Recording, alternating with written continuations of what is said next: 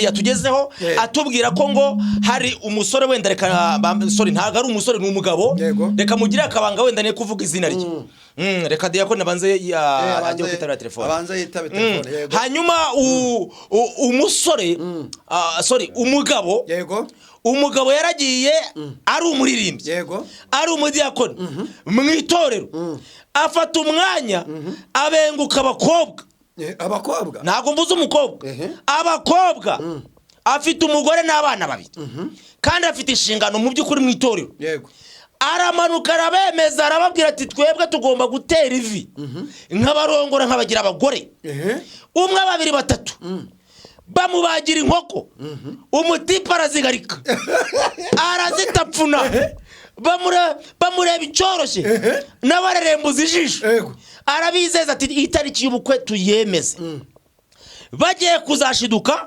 bashiduka ababyeyi b'uyu mukobwa barimo babaza amakuru y'uyu muntu uko twamenya ahantu asengera mwaduhaye ubuhamya bw'umukwe wacu bagiye gutungurwa bumva barababwiye ngo uyu mutipe waje gutera ivi n'umwe mu bakristo ba hano afite urugo afite umugabo afite umugore n'abana babiri munaniwe kubana nanjye umwanya muto ngo yemwe ni musenge mutajya mu moshya nukuvuga ngo abantu nibadasenga barajya mu moshya abantu nibadasenga barisanga ubusamanyi bwakuze abantu nibadasenga barisanga ubujura bwakuze abantu nibadasenga barisanga ubusinzi bwakuze abantu nibadasenga barisanga bari kwiyobora aho kuyoborwa n'umwuka wera ndabona ko abantu bamaze kubihindura umuco kubaho biyobora bo ubwabo abantu barashaka kwiyobora barashaka kwikoresha uko babonye ndetse byaragiye biraranagatana bigera no mu itorero ry'Imana ugasanga itorero ryari risanzwe riyoborwa n'umwuka wera w'Imana ariko abantu bakavuga bati uwo mwuka nagende twebwe turyiyoborere ku bwacu wowe uri umuntu ariko nta bwenge ufite buhagije bwo kuba wayobora umurimo w'Imana kubera iki bwire yemwe bakozi ba shitani bishe mu murimo w'Imana Imana yabatumye komora imitima niyo yabatumye kuyikomeretsa Imana yabatumye gusengera ubwoko bw'Imana niyo yabatumye kubagusha Imana yabatumye gushaka intama zazimiye ngo muzizane mu ruhongo Imana yabatumye kujya kubwiriza ubutumwa bwiza ngo abemeye mu babatize mu izina rya Data n'Umwana n'Umwuka wera ntabwo Imana yabatumye kujya gukora ibyaha bimeze bityo ntabwo yababwiye ngo umunwa ku munwa ntabwo yababwiye ngo inda kunda ntabwo yababwiye ngo itako kurindi ahubwo yarababwiye ngo umutima mwiza ku wundi ijambo ry'Imana kurindi agakiza ku kandi mugende mubabwira ukuri yabwo tugize amahirwe agasiga avuze nomero reka rero nkubwire wowe wari uri gutekereza ngo nsige nimero kugira ngo umpamagare umbwire amahombo iyo ujya siyo njya sha kandi rero safari yako siyo yangu mimi na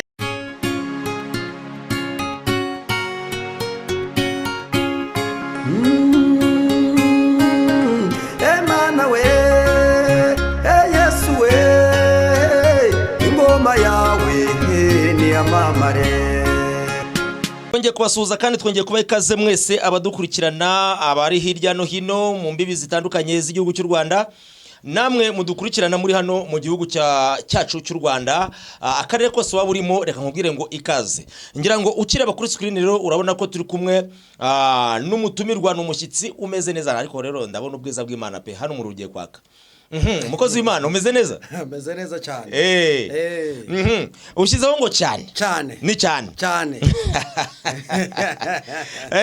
harya buriya iyo umuntu avuze ngo umeze neza cyane agashyiraho cyane abashatse kugaragaza yeshusho abashatse kugaragaza ko Kristo uri muri we muhagije cyane akoze ibikomeye cyane yego hanyuma ngiye ubusanzwe nitwe Nongera Bernard abantu dusanzwe tuganira baranzi ariko wowe mu by'ukuri abantu bashobora kuba ari ubwa mbere hano bakubonye basanzwe kuzi kwandi macano zatandukanye ariko kwijwi ry'abahanzi nibwo tukubonye yego nabegeze bakubona mu minsi yashize wenda ntibaherukaga kukubona nitwa Pascal Yeremia umwe wanditse muri Bibiliya aho aha ubwo none uwanditse muri Bibiliya yahageze ku ijwi ry'abahanzi. Bimeze bite rero Yeremiya? Bimeze neza cyane, umwami Imana araturinze. Muri iyi minsi ngo muri mu mashimwe ngo adasanzwe. Amashimwe ni menshi cyane, Uwiteka agenda akora ibikomeye, akora ibitangaza tukamubona. Hanyuma ariko uratwibwiye ngira ngo ushobora kuba hari akantu usigaje, kuko mu minsi yatambutse hari titire najyaga numva bakwita, ira titire kutayishyizeho yagiye hehe? Pastor se? Cyangwa abantu mu minsi ya izengero zafunzwe namwe muhitamo bati reka titire tuzirukane. Oya. Ariko nge ndaterana, ndagira ngo abakurikira Imana Irahari TV bashoboye gukurikira amateraniro rimwe na rimwe dukunda kunyuzaho. Mfite aho nteranira rero ndacyakomeje umusaraba. Yego. Aha, tugize amahirwe rero yo kuba tukwakiriye, ikaze wiyumve mwikaze. Ngira ngo na amahirwe menshi tugize amahirwe yo kubona umwe mu ba pastoro, twumva tunezerewe cyane ku mutima. Iyi minsi turi mu minsi irimo ubuhenebere, mvuze ko ari ubuhenebere, ntabwo nabo mbeshye, aho abantu benshi bamaze kwanga Imana, abandi benshi baravuga ngo twamaze gusanga ari igipindi, abantu ntibagishaka kujya mu rusengero. Wowe urabibona gute? Ngewe uravuze ngo abantu benshi banze Imana, umuririmbyi yabivuze neza, aravuze ngo abanga Imana ntibayisenge, abo ngabo bazapfa bose be kwibukwa. Nukuvuga iki rero, uyu munsi nta mwanya mfite wo guta ku bantu banze Imana cyangwa se badakeneye kubana n'Imana. Ahubwo umwanya mfite no kubwira bahisemo kubana n'Imana uburyo bashobora kubana n'Imana neza, kandi nababandi bamaze kuyitakaza nabo ntabwo twacika intege zo gukomeza kubabwira ko Imana ari nziza kandi kwiye kubana nabo mu buzima bwabo bwa buri munsi. Buryo ushobora kuba ufite byose ariko waba udafite Imana, birumvikana ko hari ikintu udafite. Abantu bakunda kureba kote y'umubiri cyane, niyo mpamvu ibintu byose bigenda binazamba kubera inda abantu bashyira imbere, bakirengagiza kote y'uburyo bw'umwuka. No kuvuga ngo mu mwuka umuntu muzima agomba kuba ari mu mwuka 100%, kandi akaba mu mubiri 100% kugira ngo ibintu byose bibashe kugenda neza cyane. Aha, hanyuma twamaze kumenya neza cyangwa se twamaze gukopera yuko uri umwe mu bantu bakomoka ahazwi nko ku Gicumbi, cyangwa se aho Imana yaba yaratangiriye mu Rwanda ivuga ikora. Abantu bazi uburengerazuba ubwo batangiye kumva igisobanuro. Ndagira ngo ubanze udusengere, hanyuma tugaruke mu kiganiro twimbika nk'abakozi b'Imana. Mu izina rya Yesu Kristo, Mana turagushimiye ubuntu bwawe ndetse n'ubutware. Haleluya. Wabanye natwe turakubona, uyu munsi tuguhaye ikaze na kari muri iki kiganiro. Mwuka wera tuganze cyane, dusabiye umugisha abadukurikiye mu izina rya Yesu Kristo. Amen. Wow, hanyuma ngira ngo abantu batangiye kumwenyuramo, hari benshi baramaze imisi, dufite abantu bamaze imisi badaherutse kumva na Mwami Yesu ivugwa. Ubu batangiye kubyungukiramo, mwatangiye kwita bakandara like bavuga ati twongeye twumvisha Imana. Yego. Uyu munsi ndagira ngo tubashe kuba twakongera gukumbuza abantu ibyiza byo gusenga. Ese wowe nk'umukozi w'Imana, iyi minsi turimo ubona ari iminsi yo gusenga, ni iminsi yo gutuza bagatungwa nayo basenze nk'uko Bibiliya ibivuga? Ese koko umukwe ageze ku irembo urabibona gute? Iyi minsi turimo ni iminsi yo gusenga. Ni iminsi yo gusenga ndetse kandi cyane. Birasaba kugira ngo abantu basenge kandi bongere basenge. Abantu benshi rero bibwiye yuko ari iminsi yo guceceka cyangwa ari iminsi ya konje. Ni iminsi yo gusenga. Yubona Satani akora cyane, akataje, afite umurindi mu kurwanya ubwoko bw'Imana. Ni igihe cyo gusenga kandi ugasengana imbaraga nyinshi, kuko igihe cyo kwemererwamo nicyo ciki ngiki. Ndagira ngo umuntu Imana ishyigikiye uyu munsi ameze neza, nta nubwo ari gutaka, ntabwo ari gusakuza, kubera ko yakomeje kuyisunga cyane. Iyo rero umenye Imana, ukunze Imana, umenywa nayo. Nuyireka nayo irakureka, kuko iravuga ngo ntabaza nayo ndagutabara. Nudatabaza Imana ubwo bye bye. Ariko iyi ni iminsi yo gusenga, ntabwo ari iminsi yo guceceka. Ubwo se watungwa nayo wasenze gute? Birashoboka bite se? Ntabwo bikunda. Ahubwo icyo ukwiye gukora ni ugukomeza gusenga. Yesu yavuze ikintu gikomeye cyane, ngo yasize abigishwa be ajya ku gashyamba k'Igetsemane, ngo ahageze arasenga, ngo ararira amarira avanze n'amaraso. Ngo agarutse asanga basinziriye, ngo arababwira ngo mbega munaniwe kubana nanjye umwanya muto ngo yemwe nimusenge mutajya mu moshya. Ni ukuvuga ngo abantu nibadasenga barajya mu moshya. Abantu nibadasenga barisanga ubusambanyi bwakuze.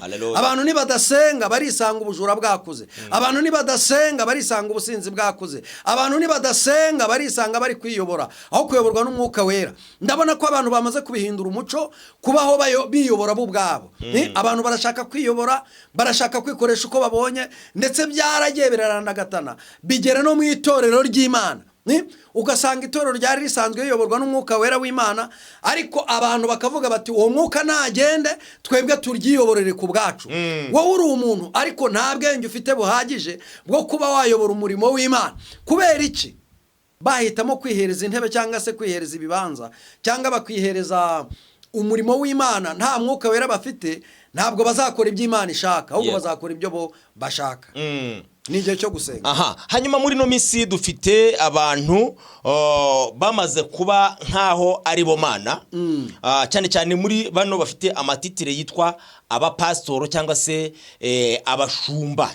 Bivuze gutya ntabwo naba ntukanye. Dufite intama nyinshi zamaze gufata umwanya ziravuga ngo dushyizeho gasopo cyangwa se dushyizeho icyapa cyanditseho ngo stop ku rusengero. Hari abantu bamaze kuzinukwa urusengero bitewe n'abiyitirira izina ry'Imana bari gutukisha Imana. Hari impamvu zishyika kuri zingahe zatumye abantu benshi banga ibintu by'Imana cyangwa se babizinukwa. Ni ukuvuga ngo twageze mu gihe cy'ububyutse bukomeye cyane. muri buka mu myaka za 2010, 2011 na 2 na 3 abantu babaga bafite ububyutse cyane. Buri wese ukumva ngo ni pastori, abantu ukumva ngo abavuga butumwa, abandi bari abahanzi. Ubu dufite abantu bari abahanzi benshi, wavuze ngo hano turi ku ijwi ry'abahanzi, ariko uramutse uhamagaye abahanzi benshi bazimye nta nubwo wabona stade ubashyiramo. Kuko abantu bose baravugaga bati ibi bintu tubikunde, birimo umugisha, birimo iki, ariko bagezemo kwanza babyinjemo babyijandikamo, birengagiza ijambo Yesu yavuze. Aravuga ngo uwemeye kunkurikira yikorera umusaraba we, ngo namara kuwikorera yiyange, narangiza nkurikire aze tugende. Uyu munsi rero bagiye babizamo ari benshi, bageramo aho kugira ngo bibakomeze bibatume bajya imbere, byarangiza bikabagusha, bagacika intege bakabivamo. Hari n'abandi bagiye baza ari intama, ariko bahagera bakahasanga amasega. Turaza abakobwa benshi bagushijwe n'abapastori babasengera, turaza abagore benshi bagushijwe n'abapastori, turaza abahanuzi n'abahanuzikazi bagiye bagushwa n'abo basengana. Aba bose bagakomerekera mu murimo w'Imana. Babona noneho hagiye hingufuri bakavuga bati rero ikiruta byose ni ukubivamo tukisubirira irode bar. Ariko ntabwo yari wo muti. Umuti yari uwo gukomeza ubushake bw'Imana. Ntabwo ari ukugenda urombereje cyangwa se utumbereye imbere cyangwa ngo ugende mu nzira itagira amakorosi, ahubwo ubushake bw'Imana. Hari n'igihe uzenguruka kubw'ubushake bw'Imana. Urumva rero kuba uri kumwe n'Imana ntibisobanuye ko utazakomereka, ntibisobanuye ko utazasitara, ntibisobanuye ko nta bizagukoma mu nkokora. Ntabwo abantu bakwiye kwivumbura ku Mana, kuko ni uwivumbura ku Mana ndagira ngo ubwire ko abagezeho baragwiriye kandi ngo banezeze umwana w'intama w'Imana. Igihe kizagera ugaruke ntawe ukugaruye, ariko Yesu yaravuze ngo nugaruka nanjye nzakugarura. Abantu bakwiye kugarukira Imana bakareka gukomeza kwitera umugongo. Harimo n'ababandi bagiye bafasha Satani kurwanya Imana kandi bari mu murimo w'Imana. Ari babandi bavuga ngo harimo abashumba, ngo abandi ni abapasiteri. Twabonye abantu benshi bavuga bati nta masengesho dukeneye mu byumba by'itorero, nta masengesho dukeneye mu bahanuzi cyangwa abakozi b'Imana, ngo ahubwo mujye muza ngo nufashwe n'umwuka wera mu muzimye. Twarababonye benshi bagiye bazimya umwuka wera. Abo nabagiye bafasha Imana, bagiye bafasha Satani kurwanya Imana kandi bagakwiye gufasha Imana kurwanya Satani. Abantu rero bakwiye kureka umwuka wera w'Imana agakora, Imana igakomeza ikavuga. Cyakoze simbujije abacekinga gucekinga, ariko Bibiliya iravuga ngo byose bigenzuzwe ijambo ry'Imana. aha hanyuma pastor dufite abantu benshi barimo batwandikira batubaza bagenda batubwira bati mu byukuri mutubarize abapasitoro nimujye mugira amahirwe yo kubona mutumiye abakozi b'Imana nkawe mujye mutubariza nimba koko Imana uko ari iri kera ari kukiri cyangwa se nimba Imana ihinduka bashingiye ku kirero. Yego. Hari umupasitoro ngo uherutse kujya kubatiza umukobwa ngira ngo umukobwa yagiye ku gice nk'abandi yiga ku gice nk'abandi ageze ku munsi wo kujya kubatizwa pastor aramubwira ati none uce kuri ofisi ngiye mbanze nguhe amabwiriza y'uburyo uri bwitwara ugeze mu mazi ageze kuri Yorodani hanyuma atangira gukora ku mabere amaze gukora ku mabere aramanuka agera no muri Afrika y'Epfo ngo arahatinda ngo hatinze umukobwa rero nawe ngo yumva atangiye gutwara yumva yinjiye mu kindi kirere wenda atamenyereye birangira baryamaniye muri ofisi paseri ngo amaze gukora ayo mabara yakanyita amabara amaze gukora ayo mabara ngo umukobwa agira isoni z'uburyo ari buhagarara imbere ya paseri amubatiza ngo niko gufata umwanya umukobwa aravuga ati ngiye gutaha umubatizo ndaburetse paseri ngo aratinyuka arahaguruka aramubwira ati ninjye muhesha w'umugisha ninjyewe uri bukweze aramubwira ati ngewe ndakurongora iyo maze kukurongora mpita nkweza namara kukweza nkakubatiza ugatabura icyaremwe gishya. Ese koko izi nyigisho ziraza kuzafasha abakristo mu rusengero ziraza kuzahindurira benshi kugukiranuka ziri kugenda zibera mu murimo w'Imana? Urakoze cyane utise Imana uko yari iri kera n'uyu munsi iri kukiri mbo icyo ngicyo ni igisubizo n'umwana w'uruhinja yasubiza uko Imana yari iri kera n'uyu munsi ni kwiri. Ni Imana idahinduka, ni Imana idahindurwa n'ibihe, ni Imana yera, ni Imana izabana n'abera. Nimba yaraciye ukubiri na Satani ntiteze kuzongera kubana nayo kuko Satani ni se w'ibyaha, ukora ibyaha wese nuwase Satani, niko Bibiliya ivuga. Uyu mupasiteri rero watinyutse akagusha umwana w'umukobwa, uwo mwana yakaba yaragiye kubatizwa ngo yakire Yesu Kristo nk'umwami n'umukiza mu bugingo bwe. Ubugingo bw'uyu mwana w'umukobwa buri ku bitugu by'uwo mupasiteri, buri amaraso ye pasiteri azayabazwa. Kubera iki? Mbere yo kumubatiza yarabanje aramusambanya. Icyo ni icyaha gikomeye atazigera ababarirwa, cyane cyane ko agikoze kuwo yabwirije kandi ari umuhesha w'umugisha. Ntabwo waba umuhesha w'umugisha utunze umuvumo, ari umweza. Ntabwo wakweza abantu uri umunyabyaha. Ubwo karabaye rero. Wakweza abantu gute warahumanye?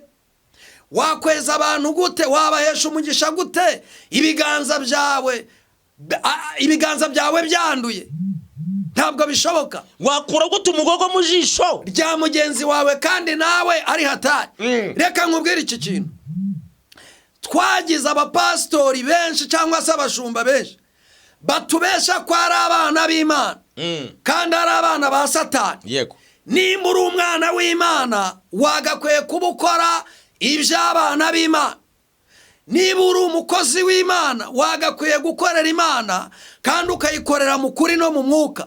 Uyu munsi umukozi w'Imana ntarangwa n'ubusambanyi, umukozi w'Imana ntarangwa n'ubujura, umukozi w'Imana ntarangwa n'ubwibone, umukozi w'Imana ntarangwa n'ibyaha, ahubwo umukozi w'Imana akorera Imana mu kuri no mu mwuka. Haleluya. Haranditswe ngo iby'isi nitubibona tubibone nk'ibibambwe, ngo kugira ngo nabyo nibitureba bitubone nk'ababambwe. Mu by'ukuri nimba urubona ikibero ugahindukirwa ntabwo ukiri umupastori w'ukuri, ahubwo waciwe ku ngoma, uyoborwa n'irari ry'umubiri. Uyu mupasiteri ntiyaguhesha umugisha. Nibyo Bibiliya iravuga ngo mfite ukuboko kwanjye kumwe kagira ukundi, ariko umwana wanjye Yesu Kristo nakoresheje ncungura ubwoko bwanjye, ukundi kuboko n'abakozi banjye ari bo nkoresha mpereza ubwoko bwanjye umugisha. Ni ukuvuga ngo ubwo n'ubwoko bw'Imana butanduye. Ese birashoboka ko wakiza mugenzi wawe kandi wowe utikijije? Ntabwo byakunda. Ni nayo mpamvu uriya mupasiteri yamusambanyije mbere yo kumubatiza, yari ukugira ngo agaragara ajye ku karubanda mu by'ukuri ntiyamuhesheje umugisha, ahubwo yamuhesheje umuvumo kuko yamwambuye n'ubusugi bwiwe. Ngira ngo Bibiliya yo iravuga ngo ibyo urabikora nka kwihorera, ngo ukibwira yuko mpamwe nawe, ngo ariko umunsi umwe nzabishyira ku karubanda, uko bikurikirana. Uyu munsi bamwe bariraye bibagirwa iryo jambo ko ryanditse muri Bibiliya, ari uri kujya kumva ejo havuzwe inkuru, abantu bari kujya batubaza ngo kuki muhora muvuga inkuru zibibi ku bakozi b'Imana, ese nta byiza bikibaho? None tuvuga ibyiza byubace bande, nimureke duteshe ducahe, sibyo? Kuko Bibiliya iravuga ngo nuramuka utababuriye amaraso yabo azakujya ku gahanga. Twebwe tuba turimo turababurira, yego, turabyumvikana neza. Niyo mpamvu tuvuga ibitagenda, turimo turavuza impanda. Niba twaragize umubare mwinshi w'abitwa ko ari abakozi b'Imana, yego, mu nyuma bikagaragara ko batakoreraga Imana, hari inda nyinshi zaterewe mu rusengero, izindi baziterera mu mabiro, abandi bakuramwo impinja, mbese bakuramwo amada. Ibyo ngibyo byarabaye bibera mu murimo w'Imana. Uyu munsi rero tutavuze ibintu bibi nk'ibyo, kugira ngo na wa wundi ukizwa azaze, mbese agendere ku ijambo Yesu yavuze ngo dore ngutumye hagati y'amasega, ugenda ufite ubwenge kandi wamara imbaraga z'iki z'umwuka, ugenda n'ubwenge nk'ubw'inuma, ugenda n'ubwenge nk'ubw'inzoka, ugira amakenga nk'ay'inuma. Yego, ibi rero tubivuga, hari abantu benshi cyane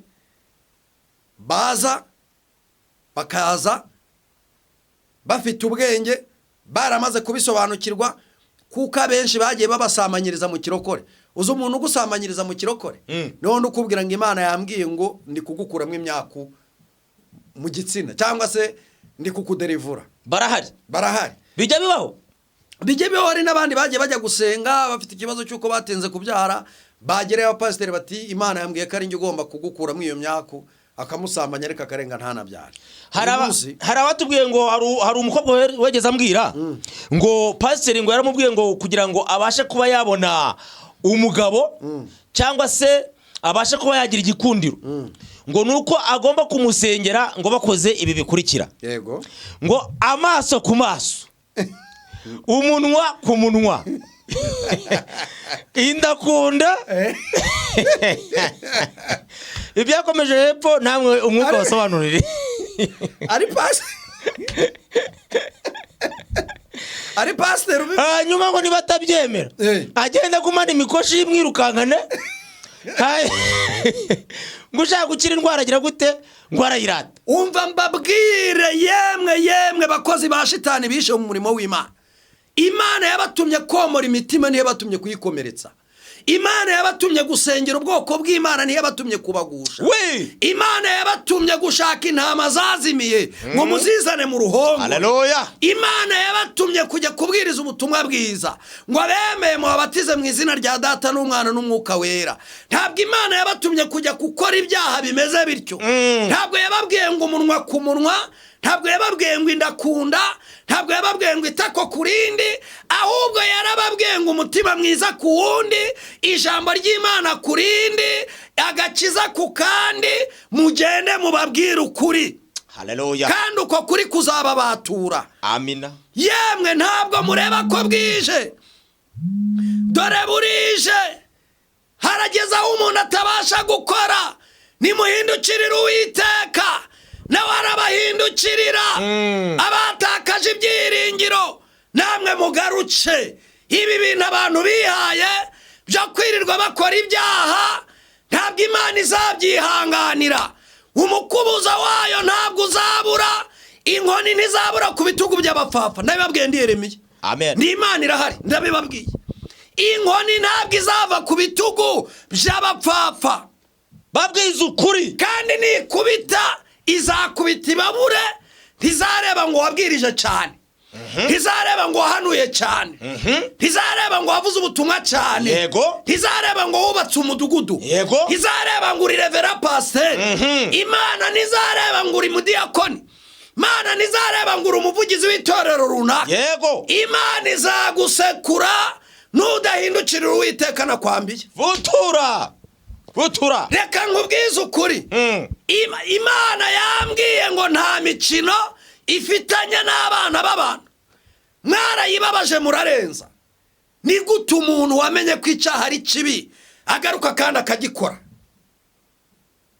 Ni gute bishoboka bite? Uwakanguriye abandi kureka icyaha. Ni gute wowe wabwirije abantu ngo bihane? Uyu munsi none ari wowe urabereka ko gucuruza akabari byunguka, ukabereka ko indayi iryoha.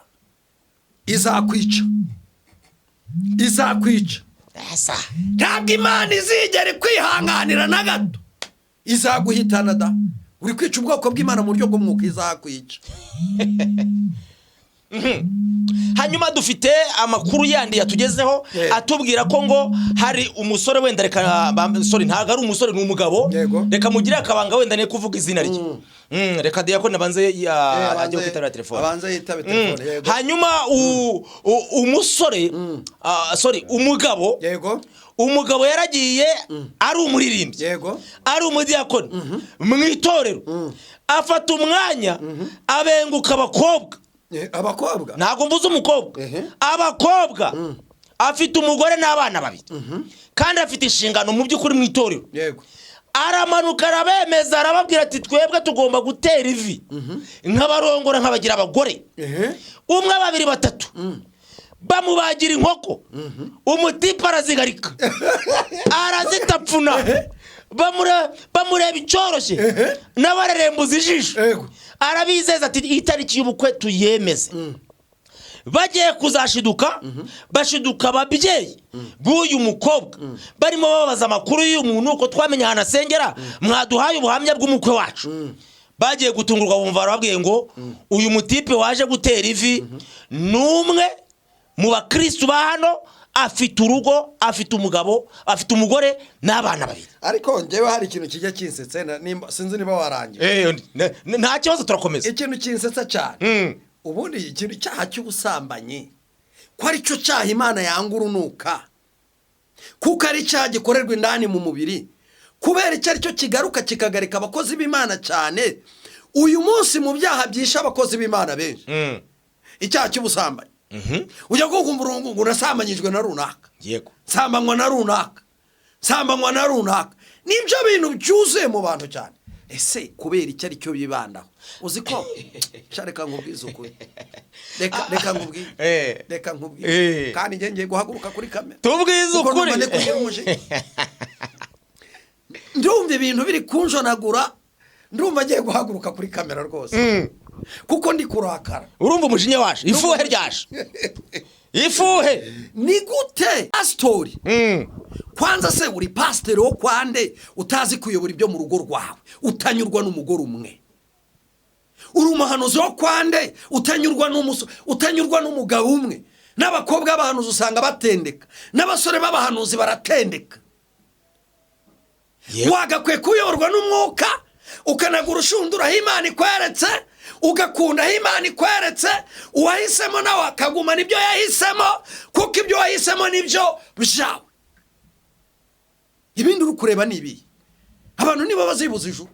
Ariko numvije amakuru ambwira ko ngo abagabo batagitereta da, ngo abagore n'abakobwa nibo bari gukora ibintu nakita ko ari ugutereta, ngo barimo barakora ibimenyetso, bari guteretesha ibimenyetso kurusha kuvuga. Kandi urabizi ko bavuga ngo vuga numvira utwanakora ndebe, ibikorwa biri kugenda bikaba byinshi kurusha abavuga. Mfite amahirwe ko nta urantereta, nge ndi na mubi, ndi mubi. Ako gasura kabiri niko abagore bubu bari gushaka, utubiri twombi. Ubu bamwe batangiye kuba ati iyo abazwe tugize amahirwe agasiga avuze nomero. Reka rero nkubwire, wowe wari uri gutekereza ngo nsige nimero kugira ngo umpamagare umbwire amahomvu, iyo ujya siyo njya sha. Kandi rero safari yako siyo yangu. Mimi na kubyiruka mu itorero twari tuzi ko ngo umukristo cyangwa se umurokore, umukobwa w'umurokore cyangwa umugore w'umurokore yarangwaga utaragenzura ngo ukoresha amaso y'umwuka n'amaso y'umubiri ubwayo, hari icyo yarebaga, akareba imyambarire, akareba imyitwarire, imivugire, byonyine ubwabyo ukibireba baravuga ngo uyu mukobwa ni umurokore. Ubu tuvugana arakwereka ko yashyizemo agatambaro, reka tubyemere, ariko agakanzu yambaye imbere yamwe mwebwe ba pastor karahakana imbuto zo kwera. Umukondo urawureba, ubu ngo haje ibyitwa amataye, ngo udafite amataye yaratakaye, babyita nyasha. Abenshi bari kugenda bakajya no kwemera bakazigura. So reka nkubwire utararengaho. Umugani nyarwanda, umugani ugana kariho. Umugani nyarwanda uravuga ngo ivu rihoze niryo ryotsa inzu. Ukongera ngo rwubitse ruzi gusya. Aho kugira ngo uzi imbere yanjye wambaye izo rumbiya, washyizemo ibitambaro, wasokoje, uvuga nk'abamarayika, wifashe nk'itasi yahindi bitaga muhinzi, wigize umuntu wadanje, muri wowe nta mana ikurimo, waza unyigaragariza uko umeze, nkamenya icyo sengera icyari cyo, nkamenya n'umudahimoni ukuri mu wundi ukubita uwo ari we. Ukimara kuza imbere hariya imbere y'umushumba wambaye wabunuje, byanze bikunze ahita abona ko waje uri umutego, ese yaba akiwuguyemo. Ariko wandi warumbiye ahubwo